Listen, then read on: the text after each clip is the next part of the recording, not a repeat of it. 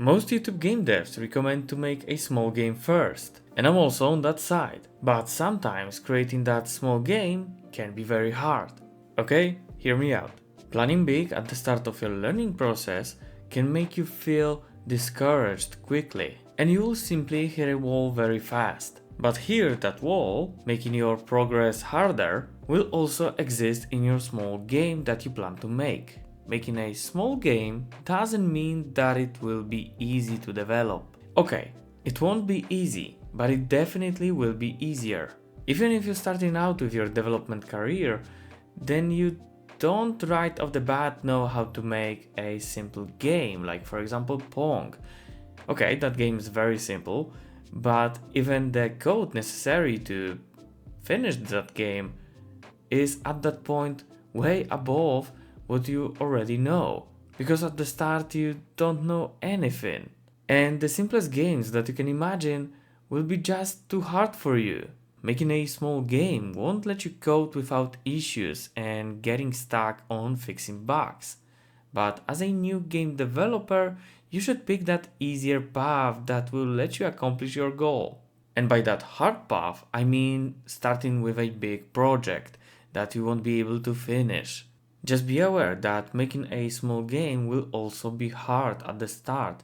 There are some bugs that you will have to solve, or maybe some features that you don't know how to develop. But of course, those features will simply be way smaller, and you won't have to deal with complex stuff at the very beginning of your journey. Smaller game means smaller issues, and you can expect way more solutions available online to help you with your game. If the thing that you plan to code is very common, then you can find a lot of ways to code it online. Just type what you need, and I think that for sure you will find a potential example. But on the other hand, if you plan to make a big feature that has complex mathematics in it, or maybe is connected to three other systems, then that thing will take a lot of your free time just to code and solve the bugs in the future. Whenever you plan to make a big feature, the lines of code you'll have to put into this one thing will probably end up being a few lines, rather than one or two that could be done with a simpler, smaller feature.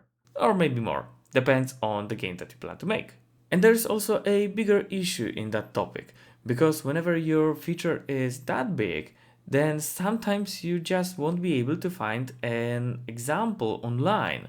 And if you plan to make a big feature, then that means that the solution or potential example won't be available online for you. So you'll have to code it from scratch. And that's not always the best idea for beginners. Okay, let's move on. Just remember that big games also have small issues, but they also have big ones, and those can make you want to quit the whole project. In big projects, you can expect all spectrum of issues, the big ones, medium and small ones. But in small games, you'll most probably find only small issues. Choosing the right scope for your game is very crucial.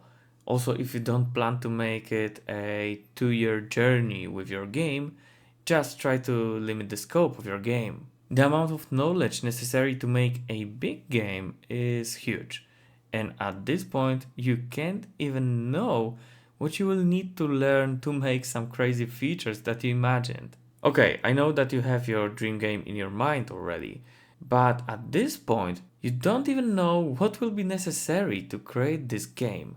You don't know how features could be complex or how to make that feature that you imagined. And that way, the scope of your game is still a mystery. Okay, and I have to put myself on the other side as well here, because whenever we have a big game, we as game developers, we don't always know every single feature how we'll code it in the future of that project. But we developers with the experience, we've got some fundamentals that can lead us to solving that issue that we have in mind, or the feature, how can we build it, and give us the general idea how it could be structured. But whenever you're just starting out, you don't know the fundamentals of the script that you will have to put inside your game. So not every game developer knows exactly everything that they will plan to code in the future. But that's just part of the fun that is game development. If the complexity of your game will be too high, then you simply won't enjoy the process of development, and that can make you stop your game dev progress. And by stop, I mean that you could probably quit the whole game dev idea in general. Because who at this moment of life have 2 or 3 years to make a game that even releasing is a question? And here comes the issue of the right scope of your game. One of my last projects that I did had some issues with the scope. I mean, I just over time the scope simply grew to the point that I was no longer able to finish that game. And that one day just made me wanna quit the whole project. And that's what I did because the scope was simply too big for me. And maybe I'll get back to this game at one point of my life, but that moment is not right now. And we can also talk about this game later. Okay, but let's get back to the topic. Small games can also be fun. You can start small and after finishing the core part, try improving it. So, maybe your game at the start looks very small, but just imagine, whenever you'll finish the core mechanics of that game, you'll be able to improve on that base and add some features that you imagine on the path of creating that core. So try to note a few features that you like to add to this game after finishing the core parts. Just imagine you arrive at the finish line and the core mechanics of your game are finished, and then you bring up your notes and here you've got some features to improve upon. And it could be anything because that core project is already done. Just try to improve on it. Try to add, I don't know, more enemies of different types. Maybe add some upgrades. Or maybe try to spawn a big mountain in the middle of your game and the player will be forced to avoid it. It really just depends on the type of your game, but the potential features list is endless. And I know there is a pressure to make that dream game.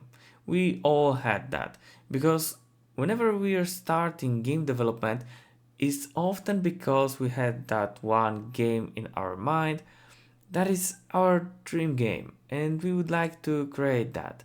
And that's still on the horizon for most of us. But most of the game developers don't have the knowledge to create that dream game right off the bat. And they need to create a simple game, then a medium one, and maybe after that a couple more medium ones.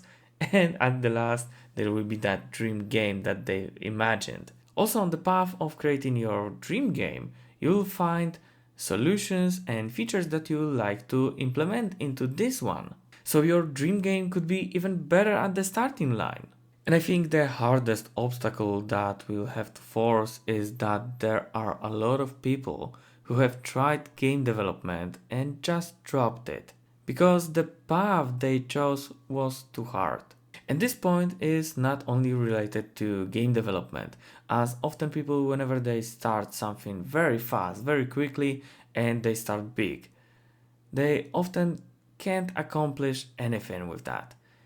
And that can be very discouraging for those people, even to the point that they will simply drop it and forget about it. And if you plan to stay with game development for a longer period of time, then just try to pick the easier path. Sometimes aiming lower is better, especially if you plan on staying with game development for a longer period of time. But don't expect to have a smooth run from start to finish, as you will face a lot of issues. But they will probably be more common and easier to solve. Start with something small and step by step build your knowledge that one day will let you create a big game. And if you want to know how one of my last projects was meant to be small, but then grew to the point that I was no longer able to finish it, so you can learn from my mistakes.